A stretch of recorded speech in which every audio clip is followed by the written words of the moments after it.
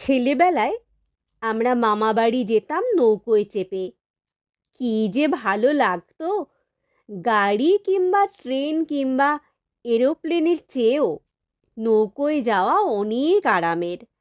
জলের শব্দ শুনতে শুনতে ঘুম ঘুম ভাব আসে, তাতে অনেক স্বপ্ন দেখা যায়। আমাদের মামাবাড়িতে অবশ্য নৌকোয় ছাড়া অন্য কিছুতে যাওয়ার উপায়ও ছিল না। রাস্তা টাস্তা জলেই ডুবে থাকতো প্রায় সারা বছর, তাই প্রত্যেক বাড়িতে থাকতো নিজস্ব নৌকো। আমাদের বাড়ি থেকে নদীর ঘাট 5 মিনিটের হাঁটা পথ। সে নদীটা ছোট, কিন্তু ঘাটের পাশে বাজার বলে সেখানে সব সময় অনেক নৌকোর ভিড়। আমাদের নিজেদের নৌকোটা ছোট, সেই নৌকোয় চেপে আমরা স্কুলে যেতাম। সে নৌকোয় বড় নদীতে যাওয়া যায় না, তাই আমাদের জন্য মামাবাড়ি থেকে আসতো একটা বড় নৌকো, তাতে হলুদ রঙের পাল। সে নৌকোর 3জন মাঝির মধ্যে হেড মাঝির নাম নাদের আলী। সে কত রকমের গল্প শোনাতো আমাদের। ছোট নদীটা খানিক দূর গিয়ে একটা বড় নদীতে মিশেছে। সে নদীটারও নাম খুব মিষ্টি, বাতাসি। খুব একটা বড় নয়, দুদিকের পাড় দেখা যায়। কত রকমের মানুষ, কত পুরনো গাছ আর মন্দির, মসজিদ, জমিদারদের বাড়ি, এক জায়গায় শ্মশান, সেখানেও ঘাট বাঁধানো। এই বাতাসি নদী আবার খানিকটা পরে আরও বড় একটা নদীতে এসে পড়তো। সে নদীর নাম পিংলা। কতক্ষণে পিংলা নদী আসবে তার জন্য আমরা অধীর আগ্রহে প্রতীক্ষা করতাম। এই পিংলা নদীতে দেখা যেত শুশুক, ইংরেজিতে যাদের বলে ডলফিন। হঠাৎ হঠাৎ হুশ করে মাথা তুলেই আবার ডুবে যায় জলে, অনেকটা যেন মানুষের মতন। খুব ছেলেবেলায় আমার মনে হতো জলের নিচে নিশ্চয়ই অনেক মানুষ থাকে। একটু বড় হয়ে শুশুক চিনতে শিখেছি। আমরা চোখ বড় করে তাকিয়ে থাকি নদীর দিকে, কখন শুশুক দেখা যাবে, দেখলেই চেঁচিয়ে উঠি। কে কটা দেখলাম তাই গুনি। এই নিয়ে প্রতিযোগিতা হতো। প্রত্যেক বাড়ি জিতে যেত আমার ছোট কাকা। আমি 5টা শুশুক দেখলে ছোট কাকা দেখত 11টা। কিন্তু ছোট কাকার কথায় আমাদের সব সময় সন্দেহ থেকে যেত।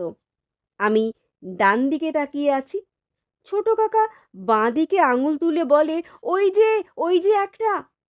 আমি সেদিকে ফিরে আর দেখতে পাই না। সবচেয়ে কম দেখতে পান মা।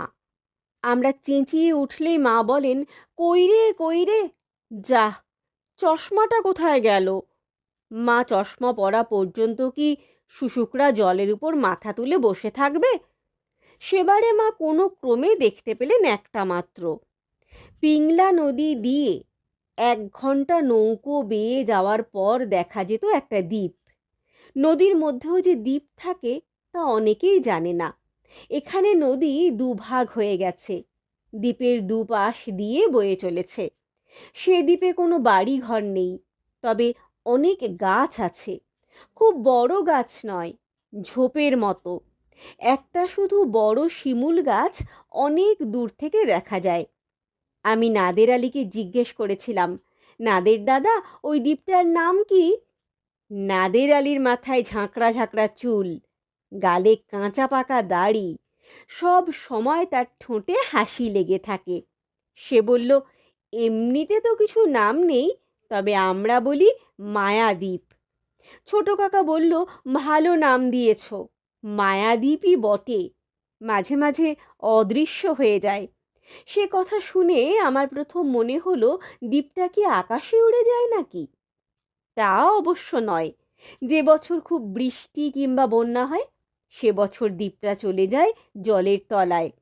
আমি জিজ্ঞেস করলাম, জলে ডুবে যায়? এত যে গাছ রয়েছে সেগুলোর কি হয়? নাদের আলী বলল, এই সব গাছ পানির মধ্যেও অনেকদিন বেঁচে থাকে। দ্বীপটা যখন আবার জেগে ওঠে, তখন দেখা যায় অনেক গাছই ঠিকঠাক আছে। ছোট কাকা বলল, শুধু মাথা উঁচু করে থাকে শিমুল গাছটা। তখন তো দুদিকের নদী এক হয়ে যায়, শুধু যেন মাঝ নদীতে দাঁড়িয়ে থাকে একটা লম্বা গাছ। আমার খুব ইচ্ছে করতো একবার সেই দ্বীপটায় নামতে। পুরো দ্বীপটাই যেন একটা বাগান। ছোট কাকা বলল, না না, ওখানে নামা যাবে না, প্রচুর সাপ, একেবারে কিলবিল করছে। কথাটা আমার বিশ্বাস হলো না। নাদের আলীকে জিজ্ঞেস করলাম, সত্যিই ওখানে সাপ আছে? নাদের আলী বলল, সে দুটো একটা থাকতে পারে, কিন্তু ও দ্বীপে পা দিতে নাই, মায়াদ্বীপে ওনারা থাকেন। আমি অবাক হয়ে জিজ্ঞেস করলাম, ওনারা মানে কারা? সে কথার উত্তর না দিয়ে নাদের আলী দুদিকে মাথা দোলালো। তারপর হঠাৎ দাঁড় বাইবার কাজে ব্যস্ত হয়ে পড়ল। সেবারে বর্ষাকালে পিংলা নদীতে আমরা দেখেছিলাম মোট 7টা শুশুক আর একটা কুমির। আরও খানিক পরে এলো মায়াদ্বীপ। এই দ্বীপের কাছে এলেই বোঝা যায় আর 1.5 ঘন্টার মধ্যেই পৌঁছে যাব মামাবাড়ি। সেবারে অনেক ফুল ফুটেছে, এমনকি শিমুল গাছটাও ফুলে ভর্তি। ছোট কাকা আরও শুশুক খুঁজছে। আমি তাকিয়ে আছি দ্বীপটার দিকে। হঠাৎ চমকে উঠে বললাম, ওই তো মায়াদ্বীপে মানুষ নেমেছে। ছোট কাকা বলল, কোথায় রে? আমি আঙুল তুলে দেখালাম। কয়েকটা ঝোপের পিছনে দাঁড়িয়ে আছে একটি মেয়ে, বড় জোর 13-14 বছর বয়স, ফর্সা রং, কোঁকড়া চুল। সে ফুল গাছে হাত বুলোচ্ছে, কিন্তু ফুল ছিঁড়ছে না। ছোট কাকা বলল, তাই তো, একা একটা মেয়ে ওখানে গেল কি করে? সঙ্গে কেউ নেই? নাদের আলী কেমন যেন ভয় পাওয়া গলায় বলে উঠল, ওদিকে তাকিও না, তাকিও না, চক্ষু বুজে ফেলো। আমি জিজ্ঞেস করলাম, কেন? ওদিকে দেখবো না কেন? নাদের আলী নিজে চোখ বুজিয়ে বলল, ওনাদের দেখতে নাই। অন্য দুজন মাঝিও চোখ বুজে ফেলেছে। ছোট কাকা বলল, বুঝেছি, মারমেড, জলকন্যা। দেখছিস না, ও মেয়েটার কোমরের দিকটা দেখা যাচ্ছে না? আমি জিজ্ঞাসা করলাম, মারমেডদের দেখলে কি হয়? ছোট কাকা বলল, আমাদের কিচ্ছু হবে না, ওদের কষ্ট হয়, মানুষের দৃষ্টি ওরা সহ্য করতে পারে না। মা বললেন, তোরা কি দেখছিস? কই, আমি তো কিচ্ছু দেখতে পাচ্ছি না। যা, চশমাটা কোথায় গেল? মা সব সময় চশমা পরে থাকেন না, আর দরকারের সময় চশমা খুঁজে পান না। চোখ বোঝা অবস্থাতেই মাঝিরা জোরে জোরে চালিয়ে দ্বীপটি পার হয়ে গেল।